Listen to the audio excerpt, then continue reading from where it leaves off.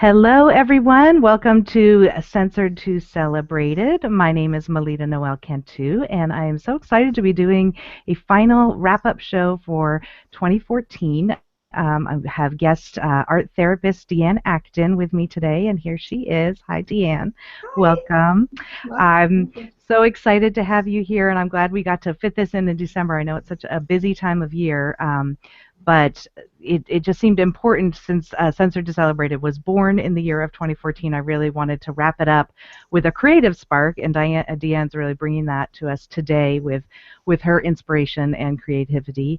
And I also just wanted to end, I know last time we met was in November, and we were talking about the Transgender Day of Remembrance, which is a really hard time of year. So I wanted to end on a little bit more of the celebratory part of my work here and the exploration we do with the alphabet soup of sexuality and gender.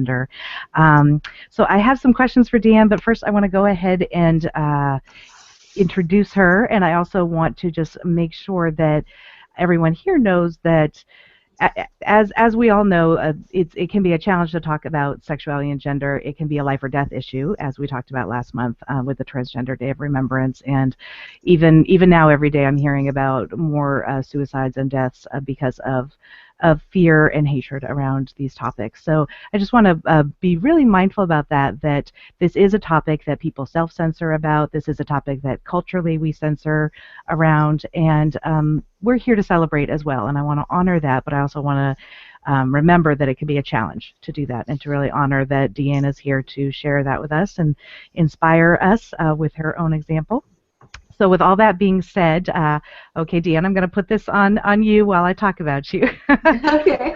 So DeAnn has her Bachelor's of Fine Arts degree from the University of Texas, and you got that in the early 90s, and it sounds like you were a working artist for a while, and then you realized that it's not always the most lucrative thing to be doing, and so you had heard about art therapy, and you went back to get your degree for that at Notre Dame de Namur University in the Bay Area in the late 90s. And that's where you got your MFT, or your marriage, family therapy, and art therapy degree. Is that what all the letters stand for? Yes, licensed marriage family therapist, and I'm also a board certified art therapist. Right, great, okay. So, and I know you've worked with a whole variety of populations and people working, and you've used art as kind of the central tool for all of your work, both around the diversity of sexuality and gender, as well as just all that makes us human. And so I know you had been up in California, and you've recently moved to Austin, Texas, where you are working with the private practice Art Therapy Austin, and you're there in your office, which is beautiful. And I see some of your artwork behind you and your cranes and all that. So hopefully we'll get to talk a little bit about all that. And yeah, I'm just really excited to learn more about how you use art in the world, both with your clients and personally, as a way of moving from censorship to celebration, and kind of what inspiration you can bring to us today as we wrap up 2014 and move into 2015. So welcome again. It's so thrilling to have you here. And without further ado, I just want to let folks know that you can make comments I have the comment tracker on. I got it to work today, so I'm very excited. I will start us off by showing you something really super fancy. Here is a quote that inspires DeAnn, and I'm going to share this with everyone. And we're going to make sure that it can actually be seen. So this is an author, right? Haruki Murakami, is that correct? Who did this quote? And it's a wonderful quote. He says, once the storm is over, you won't remember how you made it through, how you managed to survive. You won't even be sure whether the storm is really over. But one thing is certain, when you come out of the storm, you won't be the same person who walked in. That's what this storm is all about. And this is, like I said, Haruki Murakami, and I have it there on the website, on the comment tracker as well. So as you can see, I can put comments up. So if you have something you'd like to ask DeAnn, please feel free. If we have time, we will do that. Otherwise, we'll be sure to answer questions afterwards.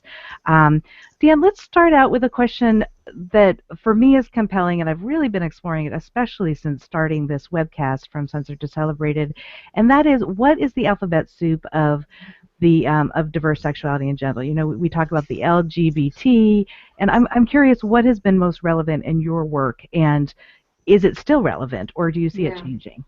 I think it's been really hard, because I think that although for a long time I was using LGBTQ, the Q being queer, to be more inclusive, but I still feel like it's not really as inclusive as I want it to be, because there's still so many populations that are kind of left out of that. I really like more of the notion of diverse sexuality and gender, because I feel like it more is more inclusive. But it's hard with all labels, you know, and I think that it really depends upon the person that you're speaking with, what they want, you know. I think just as same as with culture.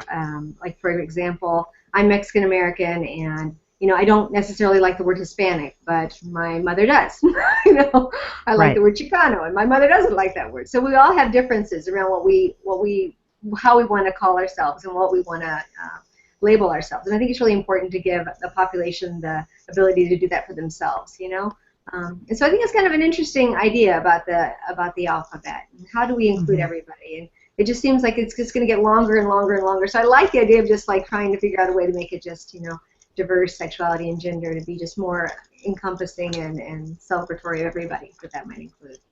Yes, and it's especially interesting that I've had some conversations recently that this term, diverse sexuality and gender, may not include intersex, because that is a chromosomal, biological aspect to being a human being, and so it's not an identity or an orientation in the same way that we think about gender identity and sexual orientation. So the person I was having this conversation with, and I would love to have them on the show here, was talking about, you know, we're all just people. When are we going to just be able to use the word people? Why do we have to keep using, kind of parsing around these terms? And it's really true. There's a lot to be said for using words that make sense for a person, but at some point it breaks down to we're all people here, and so how do we talk about each other and talk with each other in ways that make sense, but also do more to connect us rather than separate us. Right. Yeah. I think it's a very fine line, because there's also the piece where you want to have pride in who you are, and you know, and so I think that there's, you know, the idea that we're all people is nice, but you know, I also like the idea that I'm who I am and all the parts of my identity and what that may entail. Right. And so I think that, you know, it's hard to find room for both of those things, you know, and understand that, you know, when I have a client that comes in my office, all of those things make a big difference. They're not just people, but they're like all of those ways in which they identify themselves really are an important part of what they bring into the office to see me, you know.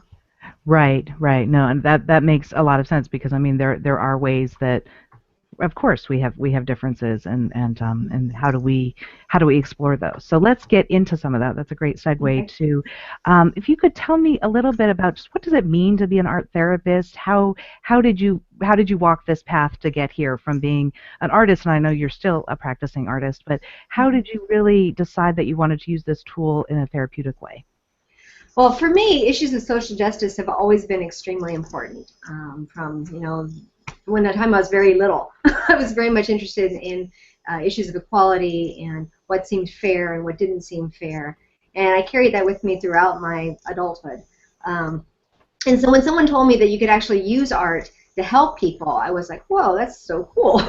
And it also made a lot of sense, because I've been doing that all my life. You know, it's always been, my art's been very personal, and it's been about whatever I've been struggling with, which is one of the things that made it very difficult for me to sell art, because, you know, I was like, oh, but this piece is about my, you know, struggle with whatever. I don't want to sell this to anybody. You got connected to it, yeah. I know.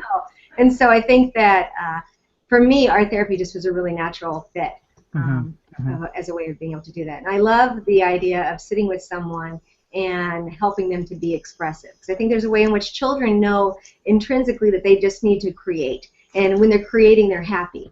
But as adults, somehow we forget that, and we stop creating. And I'll have someone in my office, and they'll be picking up a piece of clay, and they'll be playing with it. And you can just see their whole being kind of changes in the office. And it feels like they really are going to a different place.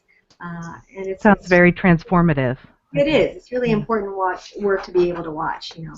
I also love the art therapy, because not only is it a way of being able to be expressive of self, and especially when you talk about populations where the dominant culture is really telling you not to express who you are, that really art is all about self-expression, and that everything you do in here, and one of the things I say from the moment someone picks up a marker or a crayon or a pastel or a piece of clay is that everything you do will be perfect, because it comes from you, and it's who you are. And I think that that's a message that people don't get in the world at large.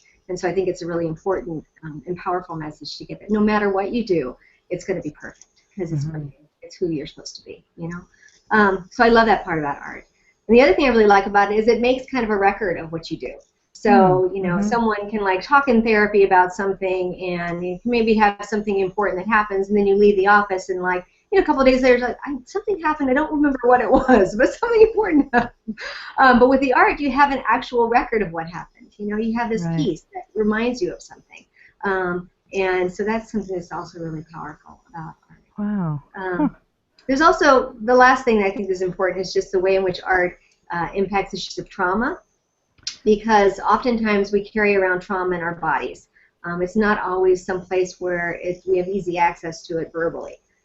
And so oftentimes with talk therapists, they want to discuss the way things you're feeling about stuff or whatever, but some of that is not really available to you. But through the art, you are more able to kind of access that information, especially when a lot of things happen pre-verbal. And a lot of times issues of identity are happening from the time you're very little, you're getting all these messages. And so I think that art has this really neat way of being able to kind of circumvent that. Well, and that leads into, I want to get into that a little bit more, is tell me how, especially with the pre-verbal, kind of how long do you see that period being, and what kinds of things do you see being accessed around gender, around sexuality, around trauma, that is pre-verbal? Tell us, unpack that a little bit for us. Well, I think that's really interesting. A lot of stuff is pre-verbal. Even as adults, things can be kind of not pre-verbal, but non-verbal. Like, for example, so something traumatic happens to you, and your brain has a very interesting way of kind of dealing with trauma. We go into this place of fight or flight, which everybody knows about. But what we don't really recognize is what that means is that our prefrontal cortex, the part of our brain that has judgment and tells us right from wrong or what kind of choices we should make or whatever, that part of our brain kind of goes offline to give us more energy to kind of be able to deal with whatever the trauma is. So that's one piece that happens. And the other thing that happens is that your brain does this interesting thing in that the way that it stores the memory afterwards is not so nice and neatly stored like a regular memory is. And so because of that, we get triggered. Because you're in that fight or flight place. Is that correct? Right. Okay. And so we get triggered by things. And we sometimes don't even know that we're triggered. We're just all of a sudden like, wow, how did I react to that way? I mean, all of a sudden I became this, like, you know, not who I thought I was going to be. I wasn't rational in that moment or whatever. Right. And it's because we've become triggered. And people who have more trauma are more triggered because the amygdala, the part of the brain that decides whether or not something is scary, becomes kind of larger and almost willful. And can take over. And so it's really important to be able to do kinesthetic things in order to kind of help that process so that you're not so much like forced into making, you know, just kind of reflexive type of things that happen just due to trauma. So for example, you know, mindfulness is a really important piece of that. Meditation can be really important. Drumming is actually really neat. Art therapy, because we're actually using clay and we're using our hands, and it's more than just verbal, you know. You're able to access more of that information that's stored kind of all over the place in the brain. So, you know, art has a really neat way of being able to help us to be able to kind of work through trauma in a very different way than just regular verbal therapy does. And when you think about when it comes to issues of gender and sexuality, especially when you feel like, you know, mainstream society, your family, or whoever has had this way of really oppressing you, that is definitely trauma in the body. And so I think that there's ways in which, you know, art has this really useful way of getting in there and being able to kind of work through those issues in a very different way than, again, talk therapy does. Right. So you're seeing trauma kind of manifesting in this way in someone's body. It's like a pressure from outside, and it's created trauma in the person's body. Right. And you see that coming out, especially around things like gender and sexuality, when there's been repression. It's almost like this censorship from the family structure or the kind of community around that person. And the culture itself, right? The culture can be incredibly toxic, you know, to many people. And so I think that there's a way in which this can be helpful, you know, to restructure the brain so that you're more able to kind of go through life and, you know, make decisions not based solely on fear. And that fear is very much founded and important to recognize and validate because it's true. It comes from real experience. And at the same time, we want to be able to find ways to kind of be in the world and be comfortable with who we are and put away all those negative messages that really aren't ours to carry around. So let's get into that. Let's get into what are some strategies that you would recommend or projects you're working on that you think are really exciting, that are helping you wrap up 2014 and moving into 2015, and things that you might want to suggest for others to contemplate and think about as everyone's wrapping their year up. Sure. So let's see here. The things that I'm doing for myself, because I noticed for myself is that when I'm making art, I'm happy, and when I'm not making art, I'm definitely not quite as happy. And I find that anxiety takes over and all these other things. And so for me, art making is definitely, it's like going to the doctor for me. It really is a part of my my health. And so right now I'm doing I challenged myself with 365 paintings for the next year. I started on December 1st, and it's been pretty intense, but it's been really fun. And so every night I do a painting. And it's nice too because it gets me off of social media and doing all the other stuff and really like just kind of paying attention to myself for a little while, which is good. So I'm doing that. I also I've been seeing some of that, and I know that you have been posting it and writing about some of the different pieces and what they mean to you. Is that something that you could share here with us, and so that other people could look at your blog? Sure. It's great. We can put it under the comments, but it's 365paintings.weebly.com. Weebly. Okay. So 365paintings.weebly.com. Yeah. Right. Yeah. Okay. So it's been really fun. Yeah, that sounds like a great project, and it's a great way. It sounds like you're practicing mindfulness as well by doing that, because you're very much saying, I need to set aside doing that social media that I just, I know a lot of us get caught in every night, and do something that's really about getting into the flow and getting out of your head and into your body. Yeah, definitely. Another thing that I like to do every New Year's is me and my husband, we do this thing with a rock, or just even just talking to each other. And we will sit together and we'll pretend like it's actually New Year's 2015 coming into 2016. Okay, so you kind of project a year ahead. We're projecting a year ahead, and I do this with my clients too. With my clients, I give them a rock and I have them pretend like it's New Year's the following year. And then I interview them around like, what happened this year? Tell me about the things that you did this year. And so it's almost like a visualization of like, what are all the cool things that I want to manifest for the year, and pretending like that I have done them, and I'm happy, and I'm feeling content, and I'm feeling good about the way that I'm going into the year. Okay. Yeah, and with my clients, I'll give them a rock, and I'll have them like maybe paint an image on the rock so that they can have something to carry with them. Again, that transition, that little object that they can carry with them to kind of remind them of what we discussed. The other thing that's really fun to do is a vision board. I love doing vision boards where I make a big board and I put all the images of all the things that interest me and that I want for the year. And especially doing it as a family where I have the kids put things on there and everybody's like including stuff. I think that can be a really fun family ritual that we do. Yeah. Do you have any examples of the vision boards? I've done vision boards, but I've never thought to do them as a family or collectively with a group of friends or anything.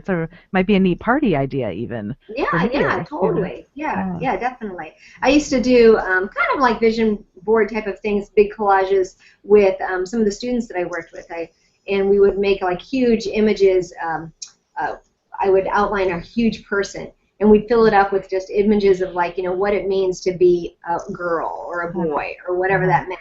And it was so much fun because they would put on one layer of what the culture wanted it to mean, and then they put on another layer of what they thought it should mean. And there were always these amazing images, of like just all these different types of things, and it was just so much more inclusive and really exciting. And I remember we made one that was like 8 feet tall, and we hung it in the classroom where some of the kids that I worked with were, and it was just very nice to have this big character there that really was representative of this idea that of just inclusivity.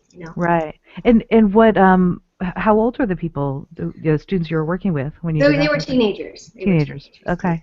Yeah. So I imagine you could probably do that with elementary school youth. Oh yeah, definitely. It seems like applicable kind of across the board. Oh. Yeah, and you can even do a vision board online too.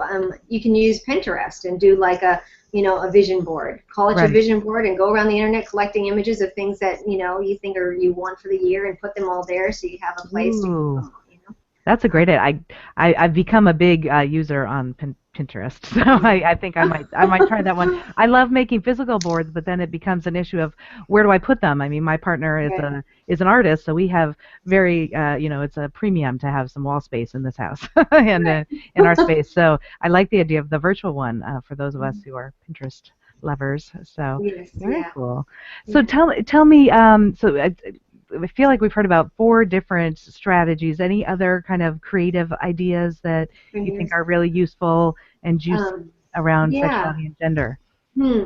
Another one, some of the things that I've done with some of the trans youth that I've worked with is an activity called an inside-outside box, where you have a box, and on the outside we put images of what dominant culture sees when they see you, and Mm-hmm. of what that looks like. But on the inside of the box, you put what people maybe don't know about you, or what they don't see about you, and those can be really neat ways of kind of starting a conversation with someone around issues of identity. Um, Mm-hmm. I also love art because there's ways in which you can really speak to the continuum of diversity. Mm-hmm. And so, one thing that's really fun to do is like having someone choose 2 colors that are like one for the dominant culture's idea of female, one color for the dominant culture's idea of male, and then like, okay, let's mix these colors together, and how much of this would you put in, and how much of this color would you put in to be you, Mm-hmm. Mm-hmm. how do you fit in on there? I think that that's kind of a neat thing to do too.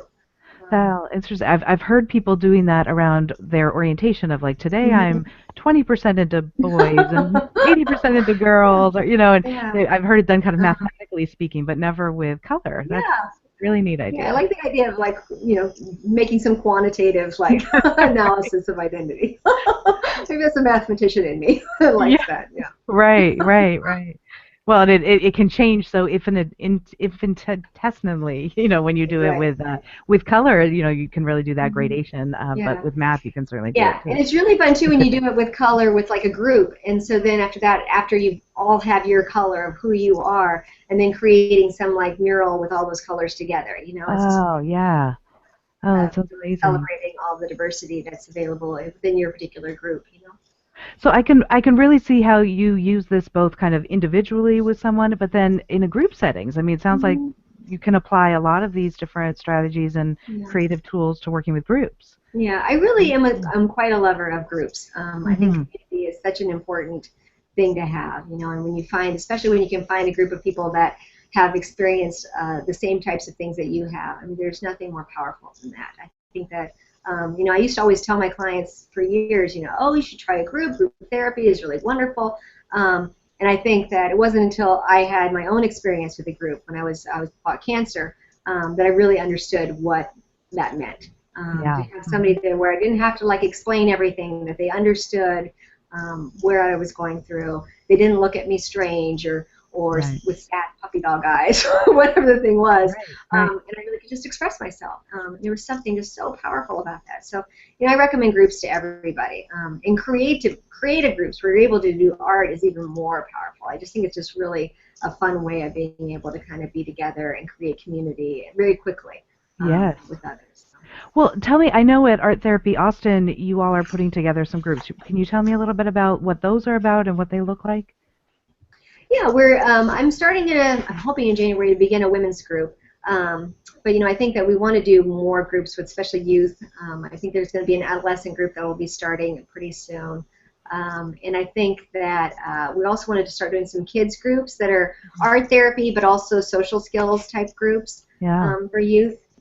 So I think those are some of the groups that we're thinking about. We also have workshops just ongoing. We have felting workshops to learn how to do felting, which is such a neat art experience because of the way that you do felting. There's a rhythm to it that can become very meditative in a way. And it takes a Okay. lot of mindfulness. I think that it's a really nice skill to have. They Yeah, actually have and done a it's lot and of, it seems like a way of making art that not a lot of people are familiar with, so it's yeah, kind of yeah, a something yeah. different too. Yeah, Yeah, that's it's really very fun. physical for the winter months, I imagine it's really nice. Right.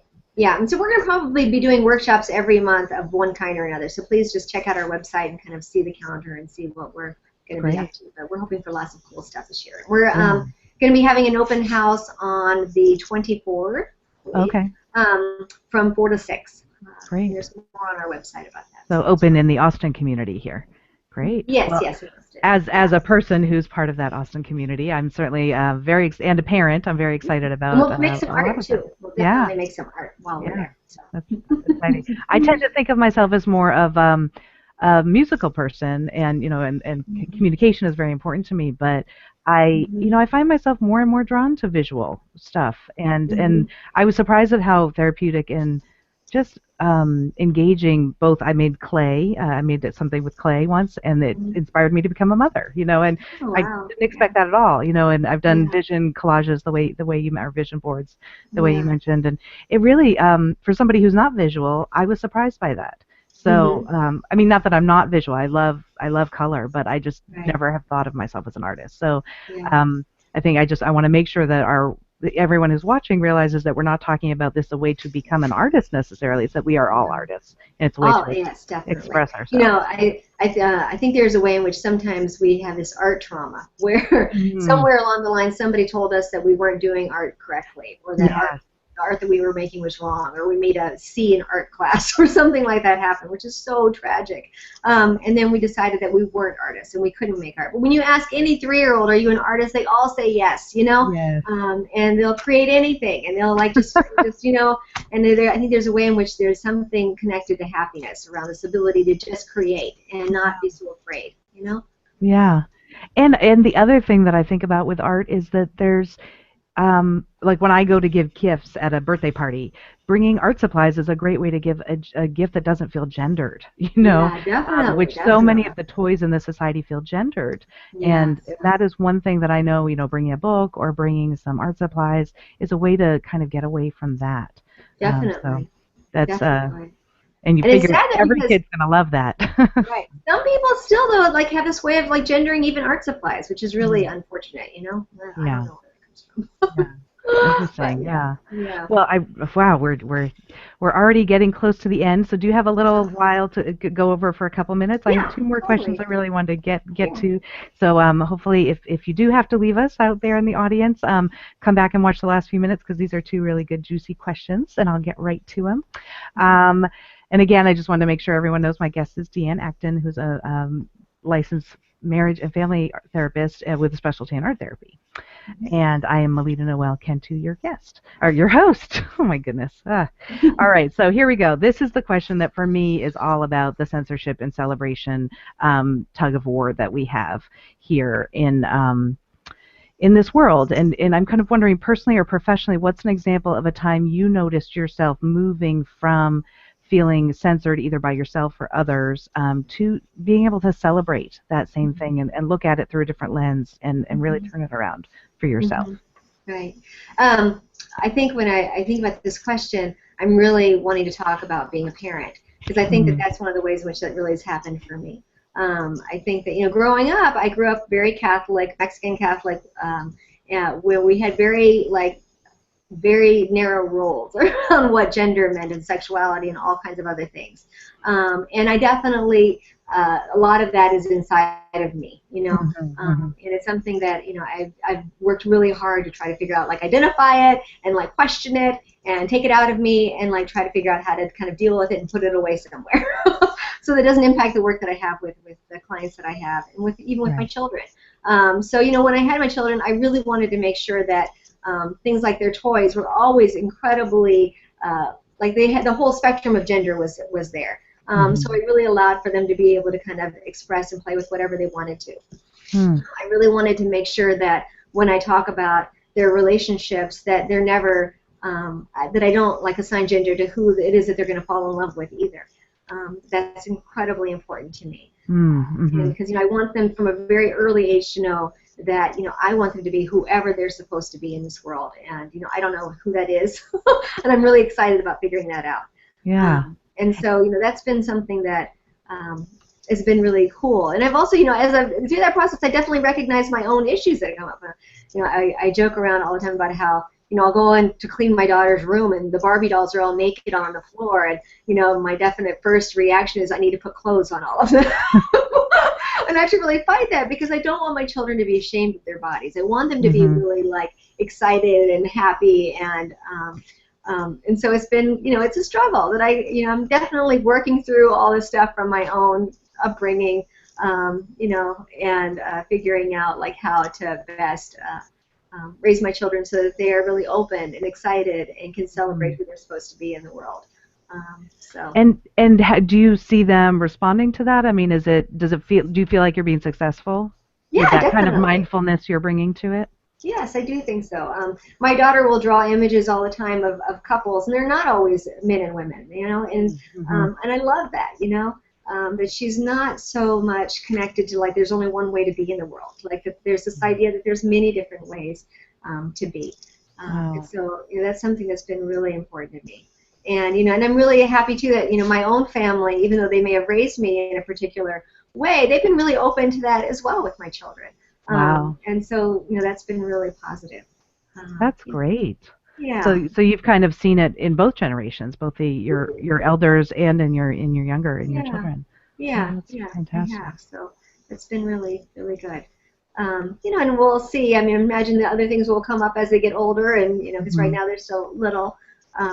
You know, and so it'll be interesting to see how I move through those things as well, you know, and Right. continue to grow and change. And um, yeah, Well, it sounds like this leads into my last question, which is, who or what inspires you? And I have a quote that I'll share in a minute, but it sounds, just from what I'm hearing, it sounds like you're getting a lot of inspiration from being a parent yeah, I as well do. as being an artist. It's kind of like these two things have really shaped you quite a bit. Yeah, yeah, I Yeah. think so. Definitely those two things. And the third thing I think that really has shaped me a lot is just being a therapist. You know, I've been really privileged to hear so many stories, and so many people have shared who they are and their identity and their struggles with identity and their struggles with love and relationship and with trauma and with all these things, and just watching people become resilient and watching people understand who they are is Yeah. incredibly inspiring. And you Oh, know, I've been doing this now for you know nearly 17 years.